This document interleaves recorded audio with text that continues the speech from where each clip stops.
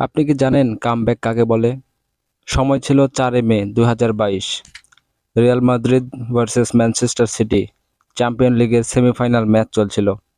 Match শেষ হতে প্রায় আর 6 মিনিট বাকি ছিল এবং রিয়াল মাদ্রিদ 2-0 গোলের ব্যবধানে পিছিয়ে ছিল।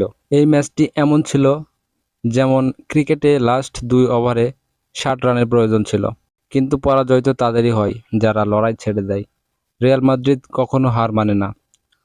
ওই ম্যাচে রিয়াল মাদ্রিদ লাস্ট 6 মিনিটে ব্যাক টু ব্যাক 3টি গোল করে ওই সেমিফাইনাল ম্যাচটি জয় করে। ওই ম্যাচে রিয়াল মাদ্রিদের জয়ের সম্ভাবনা ছিল 1%, কিন্তু রিয়াল মাদ্রিদ ওই 1%কে 100%-এ পরিণত করে ফেলে। শুধু সেই ম্যাচ নয়, ফাইনাল ম্যাচেও বায়ার্ন মিউনিখের সাথে 1 গোলে পিছিয়ে থাকা রিয়াল মাদ্রিদ অতিরিক্ত 3 মিনিট সময়ে 2টি গোল করে দুনিয়াকে দেখিয়ে দিয়েছেন কামব্যাক কাকে বলে। শিখিয়েছে শেষ দম থাকা পর্যন্ত লড়াই করো, কখনো হাল ছেড়ো না।